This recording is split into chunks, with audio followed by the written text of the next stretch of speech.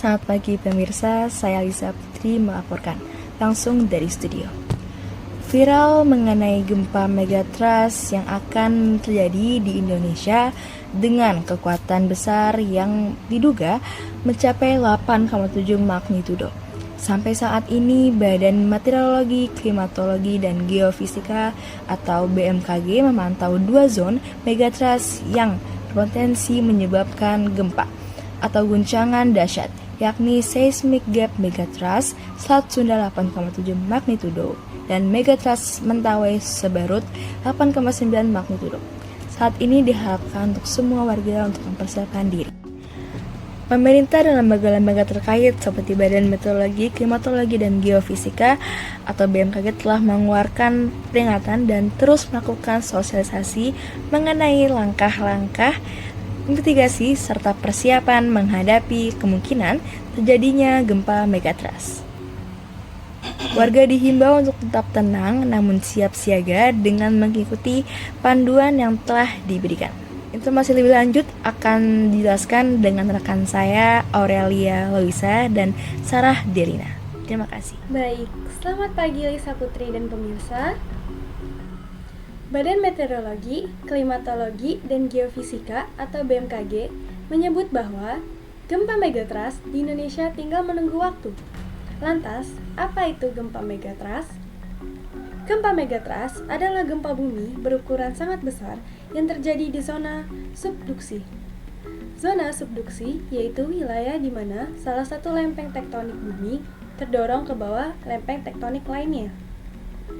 Kedua lempeng yang terus-menerus bergerak maju satu sama lain dan saling bersentuhan menyebabkan penumpukan renggangan melebihi gesekan antara dua lempeng dan terjadilah gempa megatrust yang besar. Hadir dari jurnal Source Parameters of the Great Sumatran Megatrust Earthquakes of 1797 and 1833 inferred from Coral Microtools 2006 oleh Carrie Sear dan Danny Hillman. Megatrust merupakan serangkaian proses kejadian ketika salah satu lempeng tektonik yang saling bertemu meluncur dengan lambat pada bagian bawah lempeng lain sehingga melibatkan terjadinya gesekan dan benturan. Megatrust yang terjadi di dasar laut akan menyebabkan wilayah yang berada di sekitar pusat megatrust berpotensi terhadap bahaya tsunami pasca pergerakan antara dua atau lebih lempeng tektonik.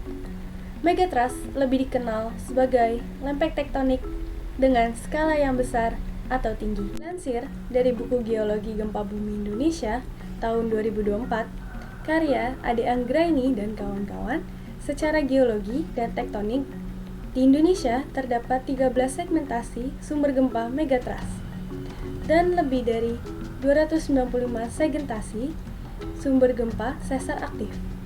Kondisi tersebut kan aktivitas gempa di Indonesia dapat terjadi kapan saja dalam berbagai magnitudo dan kedalaman hiposentrum.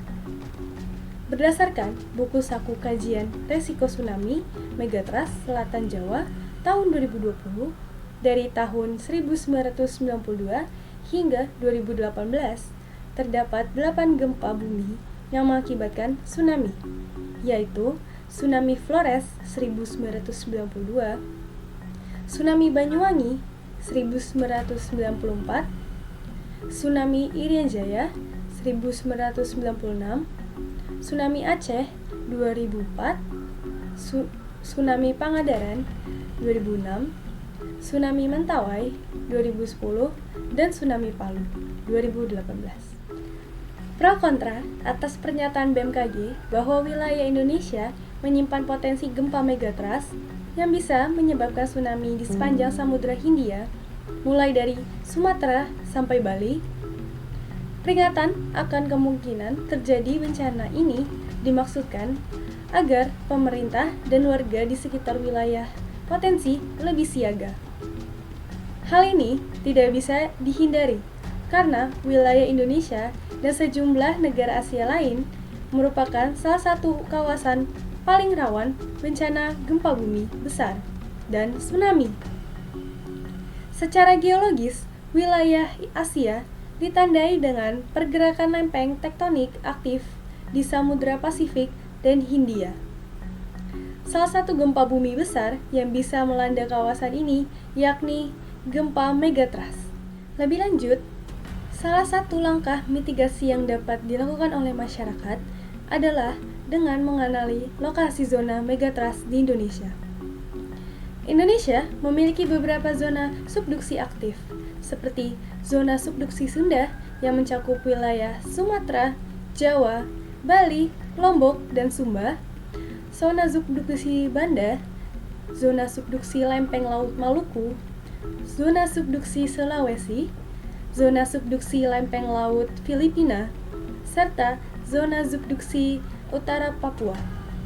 Dari sederet zona subduksi aktif tersebut, masih dapat dibagi lagi menjadi berbagai segmen atau beberapa titik. Selamat pagi pemirsa, kembali dengan saya Sarah Dialina dalam liputan pagi ini. Pemirsa, pelepasan energi yang sangat besar saat terjadi gempa megatrust dapat menimbulkan dampak bencana bagi wilayah sekitarnya dan menimbulkan potensi kerusakan yang sangat besar akibat peristiwa seismik tersebut. Megatrust juga berpotensi menimbulkan tsunami dahsyat akibat pergerakan vertikal dasar laut yang terjadi saat gempa bumi. Untuk mengantisipasi terjadinya gempa besar tersebut di Indonesia, pemerintah pusat diminta segera menyiapkan mitigasi bencana sebagai upaya antisipasi agar masyarakat siap dan tanggap sekaligus menekan resiko korban. Seperti kita ketahui, Indonesia merupakan pertemuan dari tiga lainnya, yaitu Indo-Australia, Pasifik, dan Eurasia. Resiko besar yang dimiliki Indonesia berkaitan posisi geografis ini harusnya membuat pemerintah bisa dengan cepat merespon data maupun hasil kajian yang dilakukan oleh BMKG. Basarnas itu juga harus siap sumber daya manusia serta infrastruktur kelengkapannya untuk ditempatkan di posisi kota-kota yang rawan gempa. Kembali lagi dengan saya, Aurelia Loisa.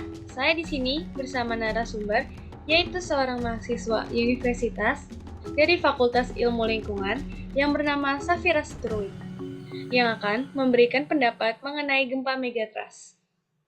Yang pertama, apa pendapatmu tentang isu gempa megatrust yang diprediksi akan terjadi di Indonesia? Gempa megatrust merupakan ancaman serius yang nggak bisa kita abaikan, terutama di wilayah rawan seperti Indonesia. Meskipun prediksinya itu sulit dipastikan, kesiapsiagaan dan edukasi untuk masyarakat itu sangat penting agar masyarakat siap menghadapi kemungkinan jika bencana ini benar-benar akan terjadi. Lalu, apa yang Anda harapkan dari pemerintah atau lembaga terkait dalam hal kesiapsiagaan menghadapi gempa megatrust? Upaya mitigasi sebaiknya juga segera dilakukan oleh pemerintah daerah dengan menindaklanjuti peringatan BMKG tersebut agar lebih aktif melakukan mitigasi bencana terkait potensi terjadinya megatrust di Indonesia. Kita juga berharap ada perubahan mindset dari pemerintah dari penanggulangan dan penanganan bencana menjadi antisipasi atau pencegahan dampak bencana. Yang terakhir, bagaimana peran media dalam menyebarkan informasi terkait gempa megatrust? Menurut saya, media itu punya peran penting dalam menyebarkan informasi yang akurat dan cepat. Mereka juga harus memastikan bahwa rakyat mendapat berita yang jelas dan fakta, serta memberikan panduan yang lengkap tentang langkah-langkah yang harus diambil saat bencana tersebut akan terjadi. Oke, terima kasih Safira Struik.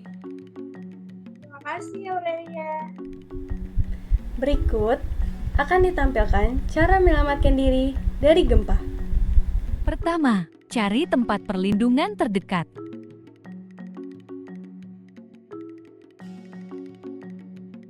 Kedua, hindari tempat bertingkat.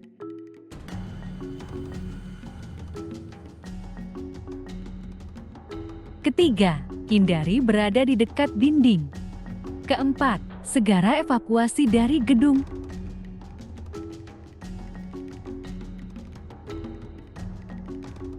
Kelima, Jauhi jendela, cermin, atau benda kaca. Keenam, mengenali siren gempa atau tsunami. Ketujuh, lindungi kepala dengan barang di sekitar.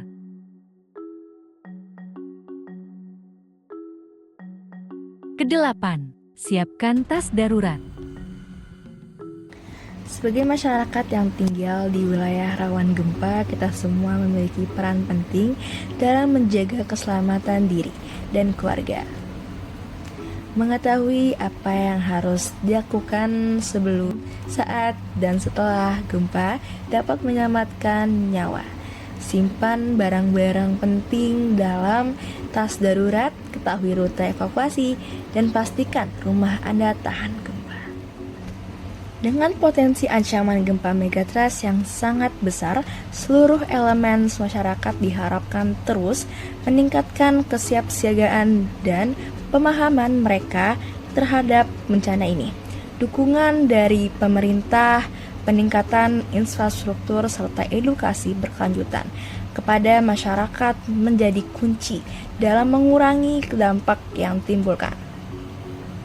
Kita semua harus tetap waspada, selalu siap siaga, dan senantiasa bekerjasama dalam menghadapi kemungkinan terjadinya gempa besar di masa mendatang. Semoga dengan langkah-langkah mitigasi yang tepat kita dapat melindungi diri dan keluarga serta meminimalisir kerugian yang terjadi. Terima kasih rekan Aurelia Luisa dan Sarah Delina atas informasinya pada hari ini. Demikian berita pada pagi hari ini, nantikan berita lainnya di berita selanjutnya. Saya Lisa Putri mengucapkan terima kasih dan sampai jumpa.